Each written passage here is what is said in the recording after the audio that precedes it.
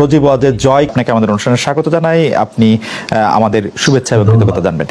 আমাদের সাথে আরো থাকছে বিএনপির মহাসচিব জনাব মির্জা ফখরুল ইসলাম আলমগীর রয়েছেন রাজশাহী থেকে। জনাব মির্জা ফখরুল ইসলাম আলমগীর, আপনাকে স্বাগত, শুভেচ্ছা এবং অনেক কৃতজ্ঞতা আমাদের সাথে যুক্ত হওয়ার জন্য, আমাদের অনুষ্ঠানে আসার জন্য ধন্যবাদ।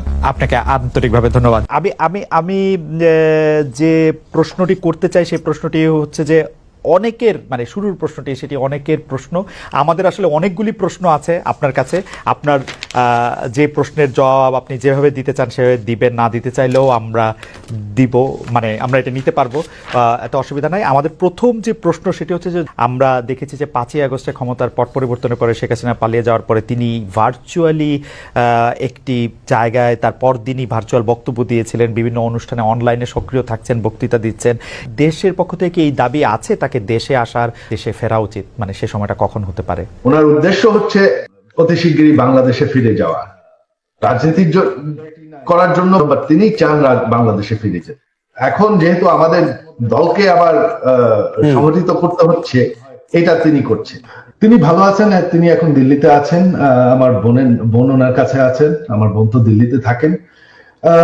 তিনি ভালো আছেন, তবে অবশ্যই ওনার খুবই মন খারাপ। তিনি খুবই দুঃখিত যে দেশের জন্য ওনার বাবা জান দিয়েছেন, আমার পুরো পরিবার জান দিয়ে হারিয়েছে। যে দেশের জন্য তিনি জেল খেটেছেন, এত পরিশ্রম করেছেন, এত উন্নয়ন করেছেন, সেই দেশের মানুষ তাকে এইভাবে অপমান করে বের করে দেবে, তার উপর আক্রমণ করতে যাবে, এটা আমরা কেউ কল্পনা করতে পারিনি। এটা তো আপনার একটা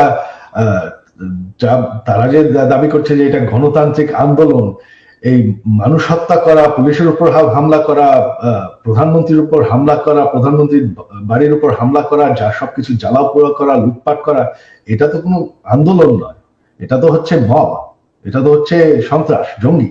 বর্তমানে তো আপনারা দেখতে পাচ্ছেন যে এখন তো বাংলাদেশে যেভাবে সংঘর্ষ চলছে, জ্বালাও পোড়াও চলছে, তখন আপনার এটা শুরু হয়ে গেছিল এবং তারা সিদ্ধান্ত দিয়েছিল যে তারা গণভবনকে হামলা করবে। তখন তিনি কিন্তু দেশ ছাড়তে চাননি। আমরা পরিবার থেকে তখন ওনাকে কনভিন্স করলাম যে না, এরা শুধু প্রটেস্টার না, এরা তোমাকে হত্যা করে ফেলবে, তো তোমার দেশ ছেড়ে যেতেই হবে। সরকার পতন হওয়ার আগে থেকে আওয়ামী লীগের নেতা কর্মীর উপর বিভিন্ন জায়গায় ঢাকার বাইরে এবং ঢাকার ভিতরেও হামলা চলছিল, তাদের কয়েকজনকে হত্যা করা হয়েছে। তো এখানে যে শুধুমাত্র সরকারের দোষ দেওয়া হয়, আওয়ামী লীগের দোষ দেওয়া হয়, সেটা ঠিক না। এখন তো দেখা যাচ্ছে আওয়ামী লীগ নাই, আওয়ামী লীগ সরকার নেই, তবে নির্যাতন তো চলছে। আমাদের সকল মন্ত্রীদের বাসা জ্বালিয়ে দেওয়া হয়েছে, বঙ্গবন্ধু মিউজিয়াম পর্যন্ত জ্বালিয়ে দেওয়া হয়েছে, যেখানে জাতির জনক বঙ্গবন্ধু এবং আমার পুরো পরিবারকে হত্যা করা হয়, যেটা একটা মিউজিয়াম ছিল, সেটাকে তারা পুড়িয়ে ফেলেছে। আমাদের নেতাকর্মী কয়েকজন এমপি মারা গিয়েছেন, অনেক নেতাকর্মীকে হত্যা করা হয়েছে। আর আমি শুনতে পাচ্ছি যে হিন্দুদের উপর আক্রমণ হয়েছে, কিছু মন্দির পুড়িয়ে দেওয়া হয়েছে। তো এই সংঘর্ষ তো আগে থেকেই শুরু হয়ে গেছিল।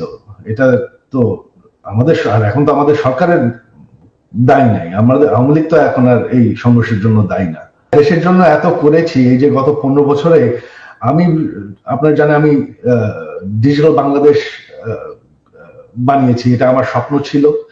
আমি সরকার থেকে কোনো বেতন নেই, বিনা মূল্যে আমি এই কাজটা করেছি। আমি প্রচুর পরিশ্রম করেছি বাংলাদেশকে ডিজিটাইজ করতে, গ্রাম পর্যন্ত ডিজিটাল বেনিফিট পৌঁছানোর।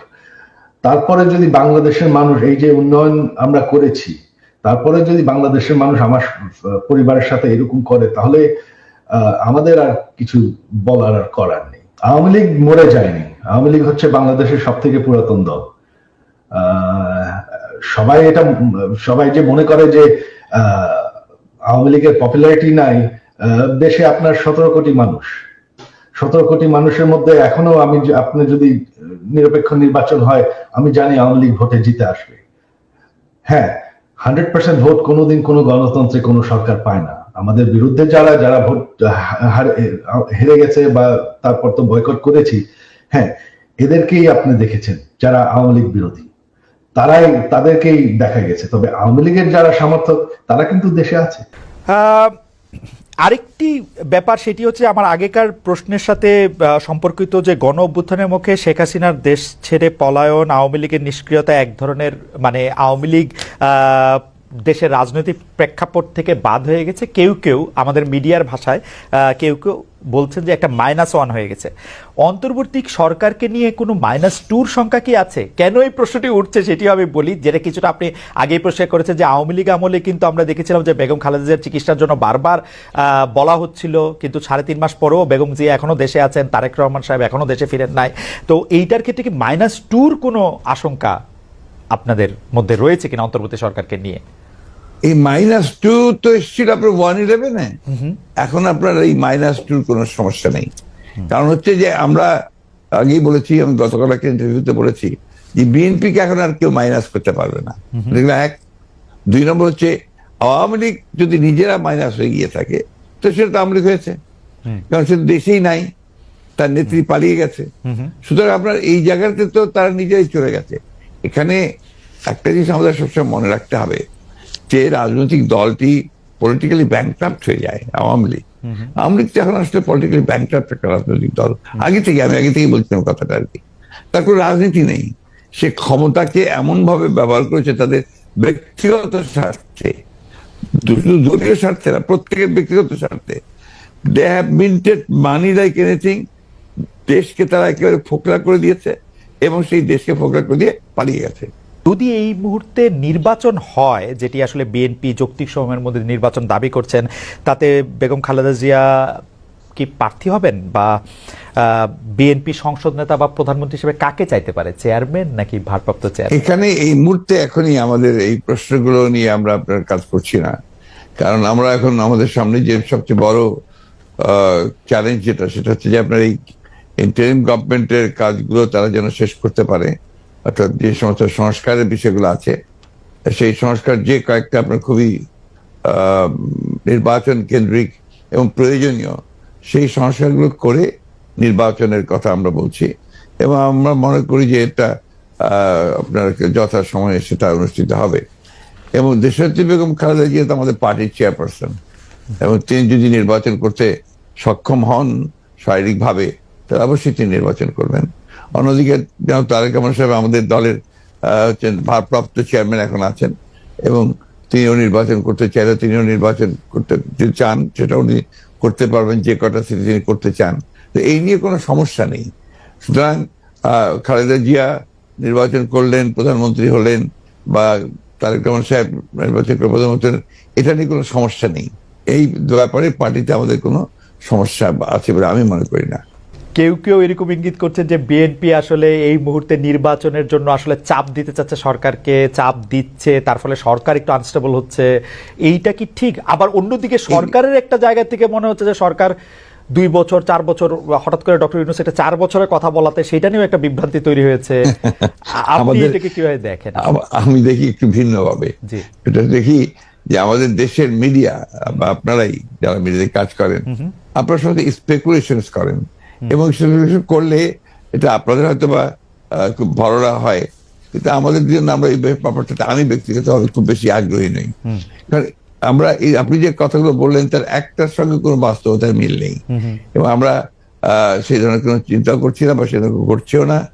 এবং আমি এখন পর্যন্ত দেখিনি যে আপনার সরকার যারা ইন্টারিম গভর্নমেন্ট আছেন তারা বেশি সময় থাকতে চান, 4 বছর থাকতে চান। কথাগুলো সেভাবে আসেনি, এগুলো আপনার মিসরিপ্রেজেন্টেড হয়েছে মিডিয়াতে। আর দ্বিতীয়ত আমরা যেটা বলছি, আমরা বলছি যে আমরা চাই যে আপনার একটা যৌক্তিক সময়ের মধ্যে সংস্কারগুলো হয়ে যাক, হয়ে গেলে আমরা অবশ্যই নির্বাচনে যেতে চাই। আপনারা যৌক্তিক সময়টা, মানে হ্যাঁ আমাদের দোষ আছে জনাব মির্জা ফখরুল আলমগীর, আমরা ঠিকই, আমি দোষের কথা বলছি না, আমি দোষের কথা বলছি না। আমাদের কথা বলছি যে মিডিয়া আপনার স্পেকুলেট করেন, স্পেকুলেট মিডিয়া করতেই পারে, কিন্তু আমরা যেটা বাস্তবতা আমি আপনাকে সেটাই বলছি।